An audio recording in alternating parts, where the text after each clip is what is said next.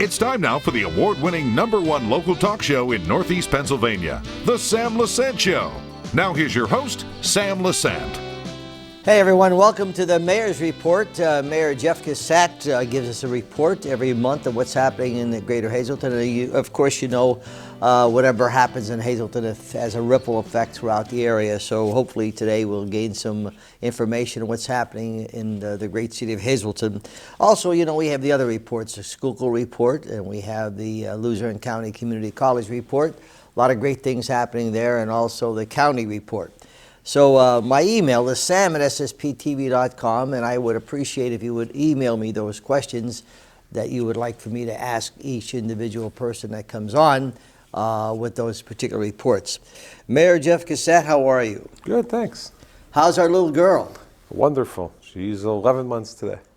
She's growing fast. Yes, she is. You turn around and say, oh, is that my little girl? Yeah, turn around, she'll be going to grade school, then junior high school, and then you'll really be great. City of Hazleton, first of all, how is it doing in general? I think we're doing well. You know, a lot of things coming together now. We'll be kicking off the summer recreation department activities. A couple new things that will be going on there. So if you want to check out the Facebook or the HazletonRocks.com.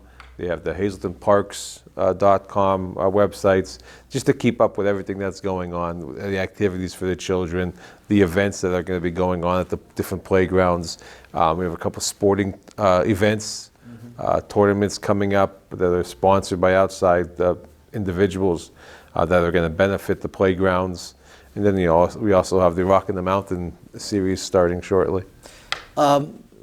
Internally, how's the police department doing? Are you okay with police? We had a couple retirees last month, so we are down another 4 officers.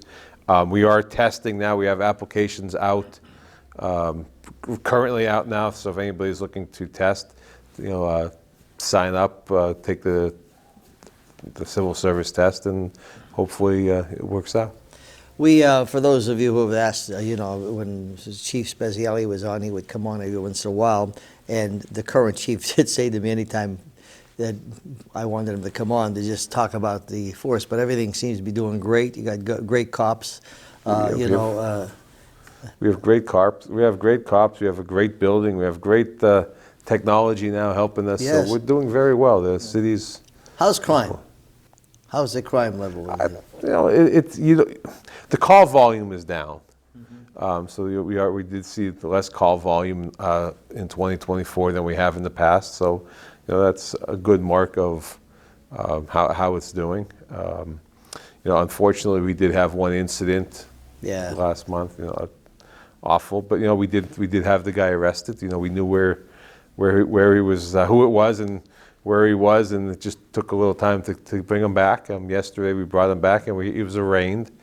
So we will be moving forward with that. So with the technology we have and the guys that we have working, it's getting tougher to commit a crime here in the city. I was just going to say, the fact that you have the technology today, and they know that everyone's coming into town. Who's coming into town with the cameras and stuff like that. It's a combination. We have the license plate readers cameras, the flock camera system.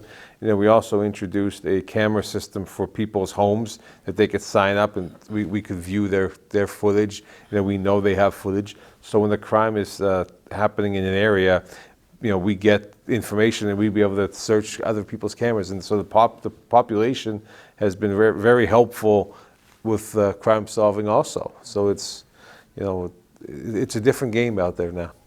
Which is great. Our fire department, how's that doing?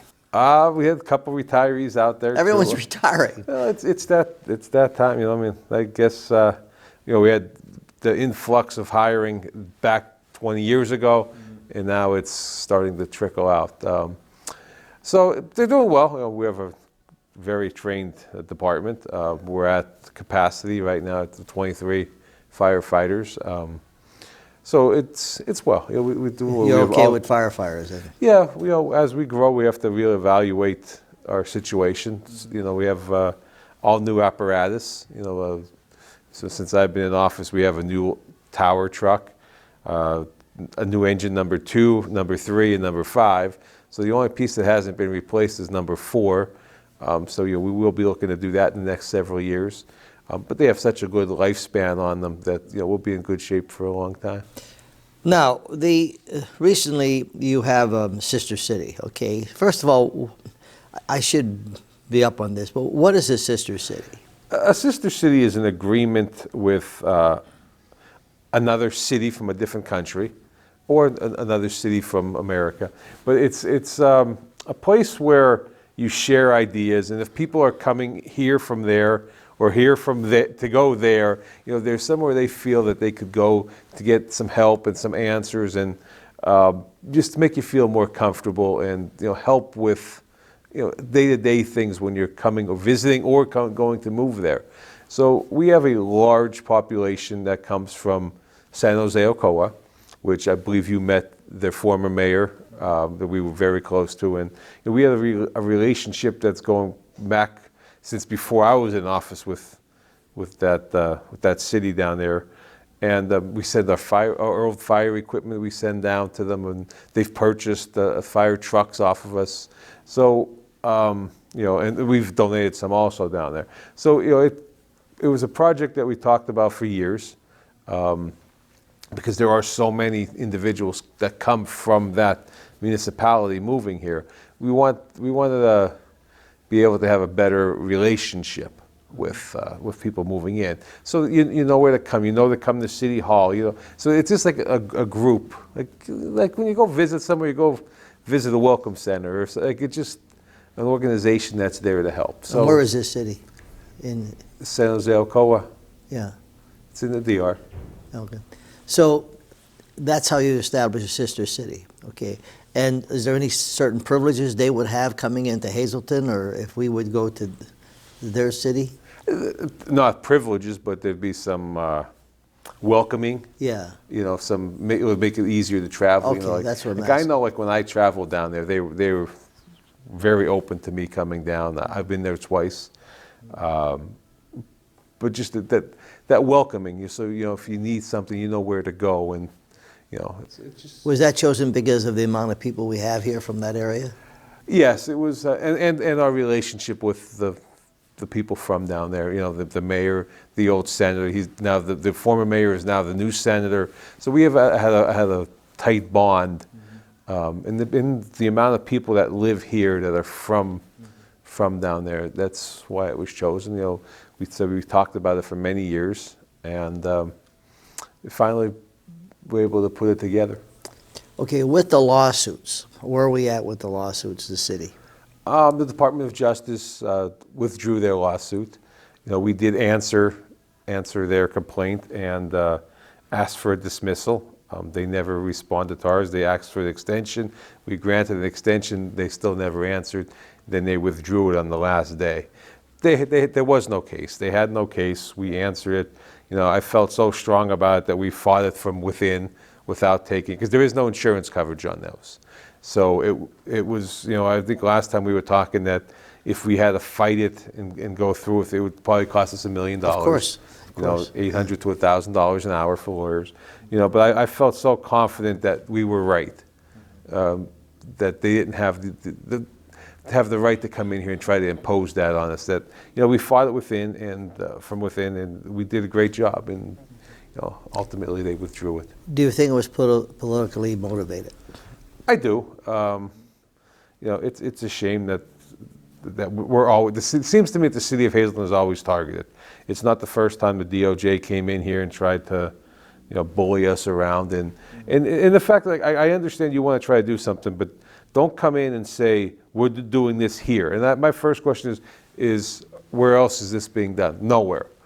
To me, that's just not right. If you're going to come in here and try to impose something, at least do it in the neighboring communities also, or cities of the same size. But to come in here and pick on us because we're a growing population, we as the state last year or last census shrank, we grew by 24%.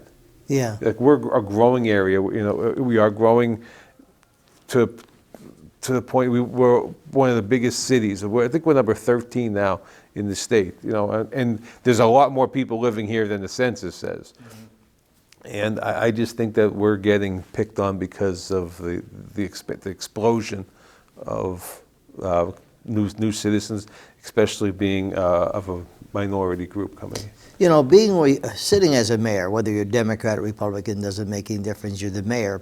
You have to work with a lot of legislators, okay? And I think it's important, such as when these things happen with DOJ or whatever.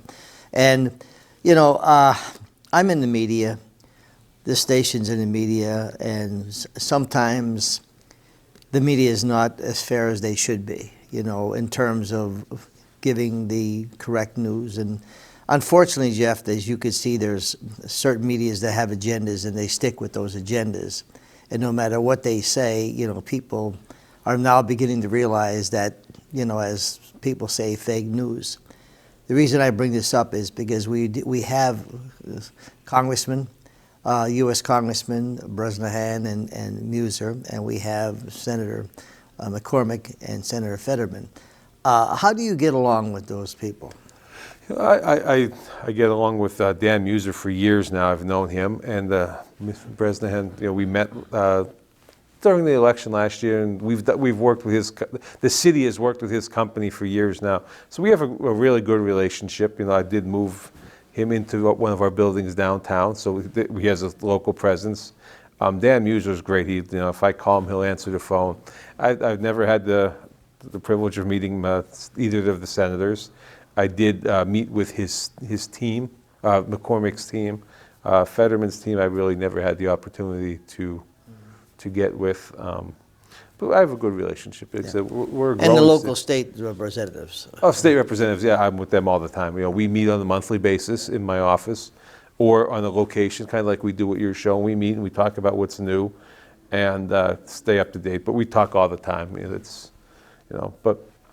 Like you do say about the fake news and fake media, one of the biggest problems we have now is that there are people posing as media organizations on social media, and it is causing a nightmare for the city getting information out. You know, there's multiple out there now that really they come up with a creative name that makes it sound official, and they put an official picture up there, and they use the breaking news, and it's all nonsense that they're putting up there, and no facts behind it. You know, a lot of stuff, AI, you know, artificially intelligent, you know, it's created. You know, they make videos and people talking, they voice over, and it looks so real, it sounds so real, and you don't know what to believe. So the city is looking to. We're in the process of starting our own Facebook media. Great. So we could get we'd be able to get the official word out there. That's fabulous. You know, you know, we do have a bilingual person working on it with me, and we're looking to get that blue check or the verified mark. But you know, the social medias have that verified now. So you know where to go for your information, and not just take it, you know, from somebody posing as a media spot, and it's really causing a problem, you know, with information that's being put out there. You know. Well, you're so right. I think it's great that you have one source that you can go to, especially with all the nonsense. You know, you're right, and that's why I'm not on Facebook. I'm probably one of the few, that is not. I think social media is good to a degree, but I think what, you know, everyone says, well, we're going to go, you know, the biggest thing, I'm in the advertising business. And, you know, the thing is like, well, we're on Facebook, okay, well, that's fine. But in the same token, you know, how much information can you really get and know what you're getting from that particular thing? And that's the thing that always, you know, concerns me. It's very hard. It's very hard to advertise or get information out to anybody anymore, because there's so many different outlets that people go by.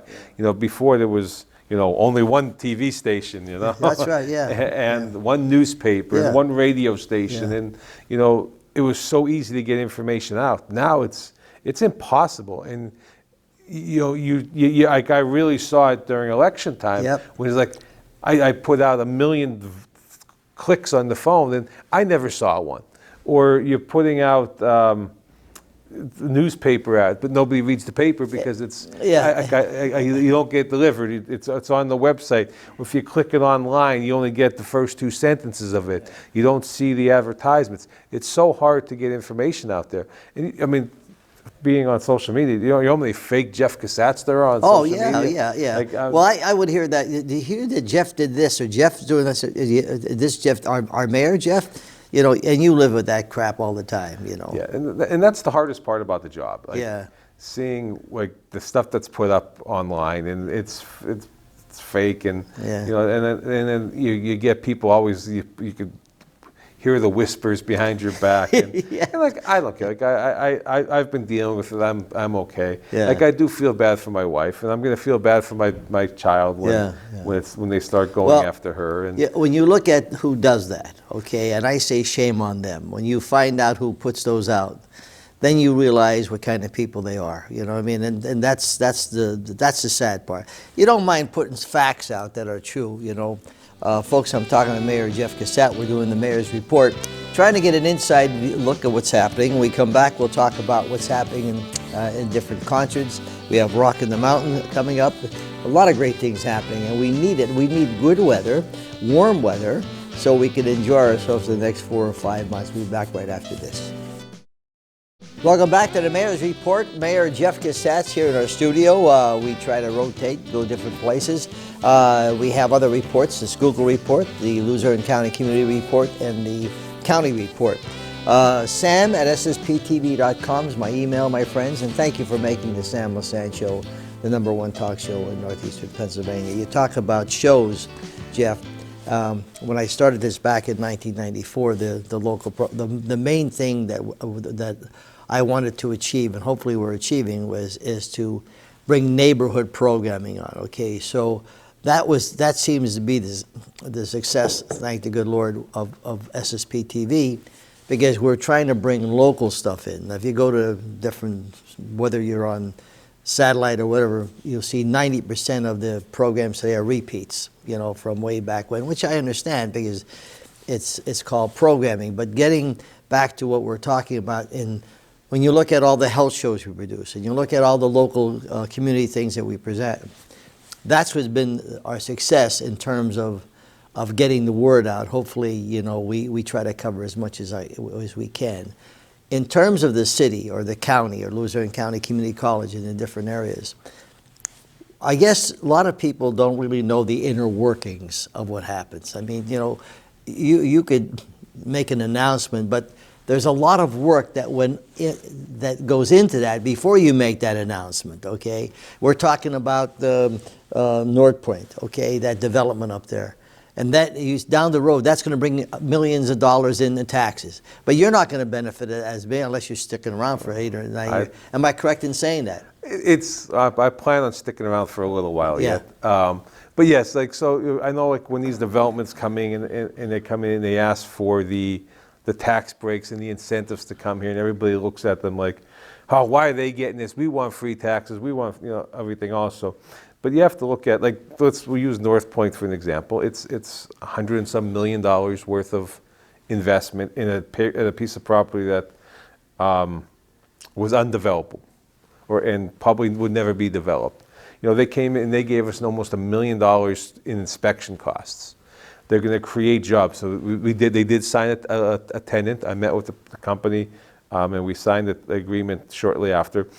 A company from Chicago will be moving in, and they're expecting 300 to 400 jobs. So with 300 to 400 jobs, we're going to get 300 to 400 LST taxes and 300 to 400 EIT taxes, and that's going to, you know, bring money in immediately. And it also, like, local economy could grow. But down the line, when the LRTA is paying full boat, that one property may pay for the entire police department or pay for the entire fire department at one time. So yes, we're getting nothing right now. So next year we're going to get 10%, which is better than nothing, and 20% after that. You know, in 10 years from now, those buildings are going to be there, and they're going to be there a long time, and somebody's going to be paying taxes on them. Yeah. It's just like any other house, that, property like a house. My house is 130 years old. So somebody's been paying taxes for 130 years on it. So even if you would have given a house free taxes, for 10 years, you still got 120 years worth of tax. Like, in the long run, all these things are good. Yeah. Because if they're not coming here, they're coming somewhere else. Exactly. And we are one of the largest growing areas, and we need that type of. We got a minute left. Let's talk about Rockin' the Mountain. We have a lot of activities coming up. Just generally, what City View Park is going to be rocking this year. Yes. We have 5 Rockin' the Mountain concerts, and we also have the firework event. So the first Rockin' the Mountain is June 27th. Actually, if you think June 20th is the pole climber event, a beautiful event, a national event. Then the 27th we have Garth Brooks tribute band. Friday, July 4th we have Journey and REO Speedwagon. Sunday, July 6th is our firework event with the 70s flashback. Yep. Then we take a little break because they go rocking the river up in Wilkes-Barre. Yep. We come back August 1st with ABBA. August 8th with the Eagles. Yep. Then August 15th, it's a Latin band that's or an orchestra. Typico is the last name. But I've seen them before, and they're really good. Yeah, And then we go into the wine festival up there, the beer and wine festival for Rotary. So once again, nothing's going on in the town. No, there's a lot. Yeah, nothing's going on. There's a lot. There's so much going on. Now we're going to elaborate more on this when we have this show in June, my friends, and give you more of a detail. But all of this is on your website, right? Everything's on one of the websites, yes. So like I said, we're trying to combine them all, because right now there's hazletoncity.org, and then there's there's hazletonparks.com, and then there's Hazleton Rocks, and the police department has their own. So we are working to consolidate everything into one central location, so you can just bang it out. Thanks for joining us, my friends. Remember, stay tuned. We have the Hazleton Transit Authority. We're going to show you what's happening in the great city of Hazleton. We'll see you next time.